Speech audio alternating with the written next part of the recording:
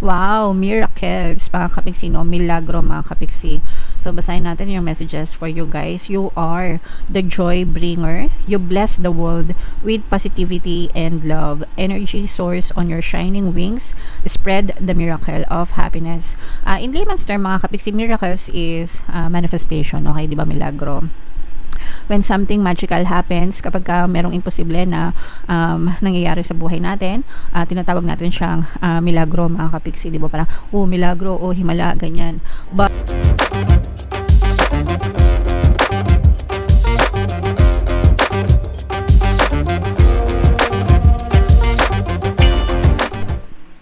hello guys, hello Sagittarius, welcome back to Pinoy Pixie Tarot. Ang pamagat ng episode natin for tonight is messages from the universe para ngayong June to July para sa Sagittarius, Sun, Moon, Rising, Sign, and Venus. So, kung ano na lang yung makaresonate sa inyo guys, take that message kasi hindi naman lahat ng mensahe ay agre-resonate sa inyo, mga kapiksi. And sa mga naghahanap pala guys sa mga pampaswerte na lucky charms or lucky bracelet, may mga items tayo sa description box nitong video guys. Pwede nyo i-check yun, tapos pwede nyo na rin i-check out, mga kapiksi. So, yung first message natin para sa inyo guys is set your goals, no?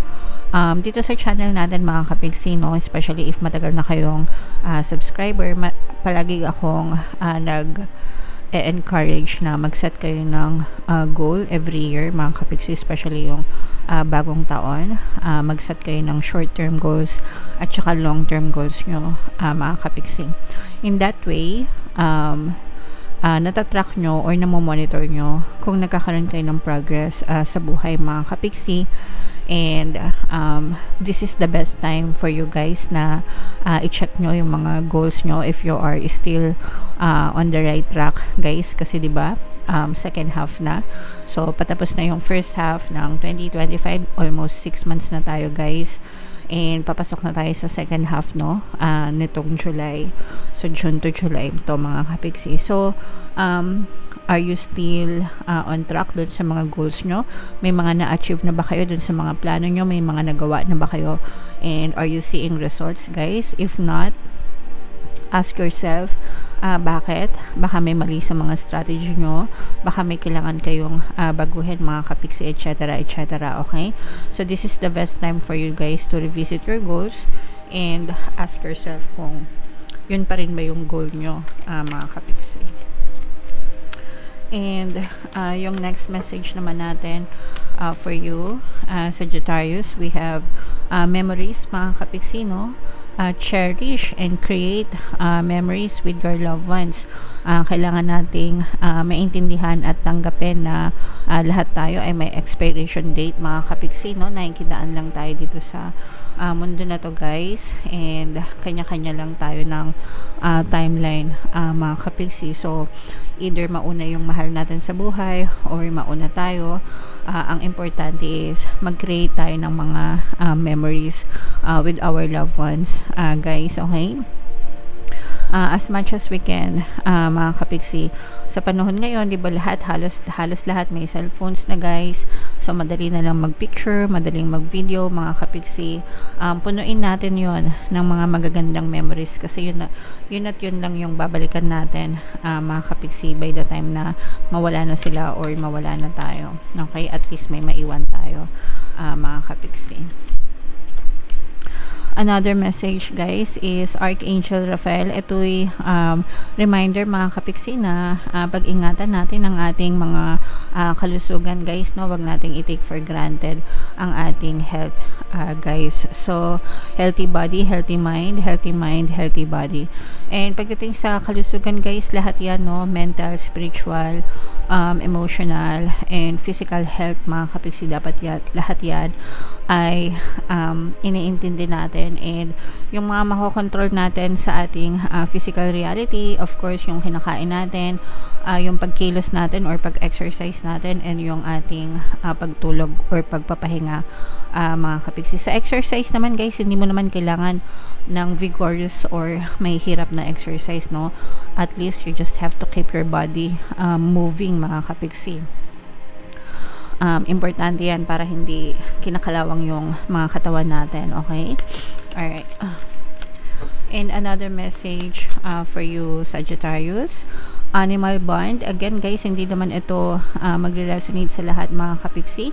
Hindi naman lahat tayo ay animal lovers, and hindi naman lahat tayo ay mga pet owners mga kapiksi. Pero if you are, lalo na kung owner ka, mga kapiksi, kailangan alagaan mo sila ng tama, no? Kasi merong ibang pet owners na sila pa mismo yung nagmamalupit sa kanilang mga alaga.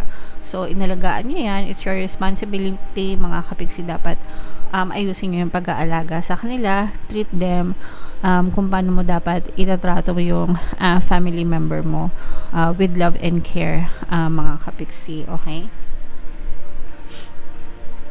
And another message, Sagittarius. Letting go, guys, no? Learn to let go. Matutong mag-let go, mga kapiksi, especially if you are holding on to something or someone na super toxic na. Guys, sa buhay nyo, kailangan matuto tayong mag-let go. Mga kapiksi, magsabi ng no, diba? Magsabi ng bye-bye sa mga taong toxic, sa mga bagay na toxic, sa mga pangyayari na toxic sa buhay natin, kasi hindi naman natin deserve na masaktan ng paulit-ulit dahil lang sa mga nangyari sa nakaraan. Past has past, tapos na yun, mga kapiksi.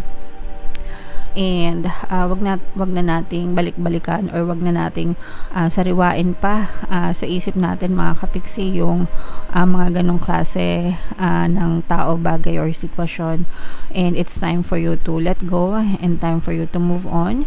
Kailangan i-accept nyo na lang yung mga lessons na natutunan nyo, guys. Okay? Kasi sometimes tayo na lang talaga yung nagpapahirap sa sarili natin, guys, dahil hindi tayo makamove on, mga kapiksi. So, kailangan tulungan mo rin yung sarili mo.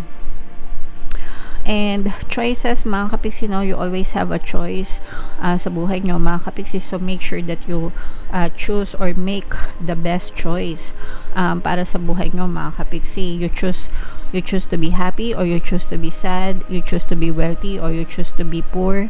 Diba? You choose to be positive, or you choose to be negative. Yun lang yun pagpipilian mo palagi, mga kapiksi. Okay?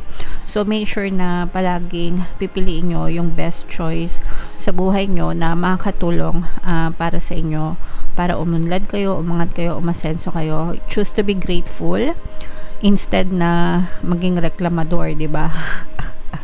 So, again, guys, always choose what's the best for you, mga kapiksi. Okay? Alright, so comment down below, Sagittarius, if feeling nyo naka-resonate kayo dyan sa mga messages na yan, mga kapiksi. So, bunod lang tayo ng isa pa dito, guys. Habang sinashuffle ko to, panoorin nyo muna yung video natin regarding sa ating paano mag-manifest ng abundance video course. Kapiksi, sawa ka na ba sa mga struggles at hirap sa buhay mo? Masipag ka ba at masikap sa buhay ngunit hindi ka pa rin umaasenso? Ilang beses ka na bang nag-attempt mag-negosyo at mag-invest pero palagi ka pa rin nalulugi? Sa pagkakataon na ito ay maaaring may subconscious beliefs ka na nagiging balakid sa iyong pag-unlad at pagyaman. Introducing, paano mag-manifest ng abundance video course. Dito ay matututunan mong ma-overcome ang mga balakid mo para tuluyan ka ng umunlad, umasenso, sumagana, maging matagumpay, successful at maswerte sa iyong kabuhayan, pera, trabaho, negosyo, salapi at kaperahan ng bonggang-bongga. Dali, mag-send na ng email sa pinoypixie@gmail.com at simulan na ang iyong pagyaman ngayon. Alright, so sa lahat ng gusto mag-avail ng course, guys, naka-flash sa screen nyo. Una, meron tayong paano mag-manifest ng abundance video course. Meron din tayong paano mawala ang third party at magkaroon ng harmonious na relationship. And meron din tayong paano pabalikin si ex, revise, breakup. So sa mga interesado, guys, mag-send lang kayo ng email sa pinoypixie@gmail.com. Okay, so buno tayo ng isa pa, guys. Again, sa mga naghahanap ng mga lucky charms, lucky bracelet, check nyo na lang, guys, yung mga items sa description box, mga kapiksi. Wow, miracles, mga kapiksi, no? Milagro, mga kapiksi. So, basahin natin yung messages for you, guys. You are the joy bringer. You bless the world with positivity and love. Energy source on your shining wings. Spread the miracle of happiness. In layman's term, mga kapiksi, miracles is manifestation. Okay, di ba? Milagro.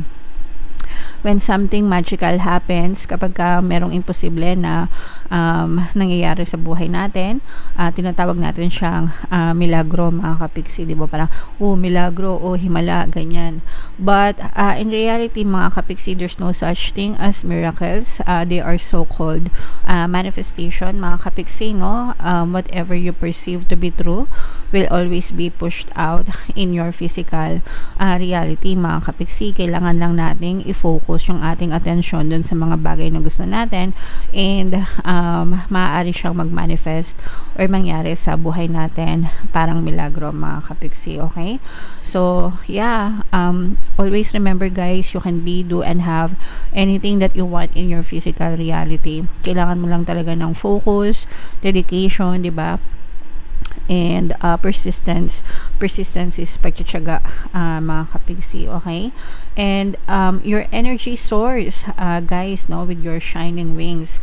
Ibig sabihin guys, malayo pa yung mararating mo, and you also have to spread the miracle of happiness, spread positivity, guys, sa paligid nyo.